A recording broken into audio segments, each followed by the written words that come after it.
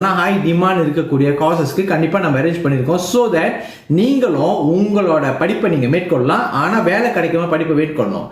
ஏன்னா இங்கே பிரச்சனை என்னன்னா, இப்போ உங்கள் ஐபிடிஏல உங்களுக்கு வந்து அந்த மெரிட் இல்லாத பட்சத்தில் நிறைய பேர் என்ன பண்ணுறாங்க, ஃபார் எக்ஸாம்பிள் இந்த மெரிட் கொஞ்சம் குறைவாக இருக்கிறவங்க தவறுதலான இப்போ வந்து அப்ளை பண்ணது ஏதாவது ஒரு காசு இங்கே உங்களுக்கு கிடச்சிருச்சு அப்படின்னு சொல்லிட்டு அரசாங்கத்துக்கு கிடச்சி நீங்கள் போயிட்டீங்க அப்படின்னா ஃபியூச்சரில் வேலை வாய்ப்பு தட்டுப்பாடு இருக்குது. ஸோ படித்ததுக்கே பிரயோஜனம்லாம் போகிறோம். உங்களோட திருப்பி நம்ம ஆம்பிஷன் ஆஃப் பிகமிங் சக்ஸஸ்ஃபுல், உங்களை சக்ஸஸ்ஃபுல் பர்சன் இந்த கம்யூனிட்டியை உருவாக்குற ஆம்பிஷன் பிரச்சனையாகும். இதுதான் அதோட ஷார்ட் அண்ட் பிரீஃபிங்.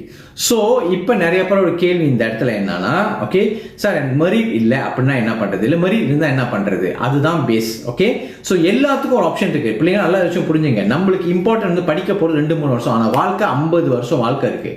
50 வருஷம் வாழ்க்கை நல்லா இருக்கணும்னா இந்த 2-3 வருஷத்தில் நம்ம என்னென்னலாம் செய்யணுமோ அதெல்லாம் செய்து நம்ம சக்ஸஸ்ஃபுல் ஆக வேண்டிய வேலையை நம்ம பார்க்க ஆரம்பிச்சிடணும். ஓகே, தயவு செய்து இது எப்படின்னா டெஸ்டினேஷன் நம்ம டிசைட் பண்ணுறோம், அது நல்ல டெஸ்டினேஷன். அந்த டெஸ்டினேஷனுக்கு வந்து இப்போ நம்ம சூஸ் பண்ணியிருக்கிற இந்த பஸ் யூபியூன்ற பஸ்ஸு வந்து அங்கே போய் சேருதான்னு பார்க்கணும். இல்லைனா கிடைக்கிற பஸ்லாம் ஏறி நான் போய் சேர்ந்துருவேன்னு உங்கள் வாழ்க்கையை நீ வீணாக்கூடாது. இதுதான் ப்ரீவியஸ் இயர்ஸ் நடந்த பிரச்சனை. ஓகேவா? ஸோ இதை சொல்லி தான் நான் ஆரம்பிக்கிறேன். ஸோ தட் இதுக்கப்புறம் பார்க்க போகிறவங்களுக்கு ரொம்ப தெளிவான ஒரு விளக்கம் கிடைக்கும். ஓகே, ஸோ இது நம்ம லாஸ்ட் கைடன்ஸ் செஷன். ஸோ இந்த செஷனில் நான் என்ன எதிர்பார்த்துருப்பேன்னா, யாரெல்லாம் நான் அட்ரஸ் பண்ண போகிறேன்னா, கேமரா ஆன் பண்ணியிருக்கணும், ஸ்டார்ட் டு எண்ட்.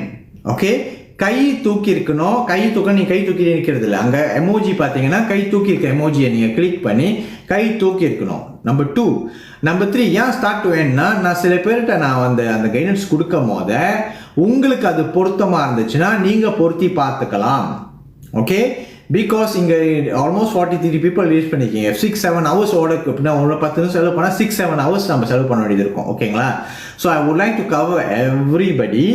பட் சில விஷயங்கள் உங்களுக்கு பொருத்தமாக இருக்கும். ஸோ நீங்கள் கேமரா ஆன் பண்ணிட்டு சும்மா அங்கே கதை அடிச்சுட்டு இருக்காதீங்க. நான் ஒரு ஆட்டு சொல்ல போகிற விஷயங்கள் அது வந்து உங்களுக்கும் பொருத்தமாக இருக்கலாம். ஸோ நீங்கள் நல்லா உன்னிப்பாக கவனிங்க. So that I would like to not repeat.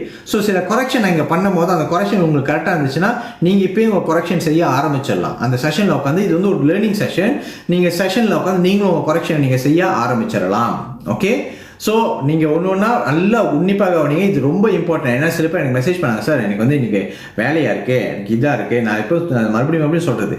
Okay, இந்த செஷன் என் வேலையை விட்டுட்டு நான் உங்களுக்காக வந்து செய்கிற காரணம் என்னென்னா, உங்களோட எதிர்காலம் நல்லா இருக்கணுன்றதுக்கு. நீங்கள் பிஸியாக இருக்கீங்கன்னு சொல்லும் போது இன்னும் நான் வேலை வெட்டி இல்லாமல் உங்களுக்கு செய்கிற மாதிரி இருக்கும். ஓகேங்களா? தயவுசெய்து எனக்கு அந்த வார்த்தையை எனக்கு பயன்படுத்தாதீங்க. தட் ஷோஸ் தட் நீங்கள் எதில் ப்ரையாரிட்டி வைக்கிறீங்க, எது உங்களுக்கு முக்கியம். இப்போ உங்களுக்கு வேலை முக்கியமாக, உங்களோட எதிர்காலம் முக்கியமாக, அதை நீங்கள் யோசிக்கணும். ஓகே, ஸோ வந்து உட்காந்துருக்க வாழ்த்துக்கள். Will go as quickly but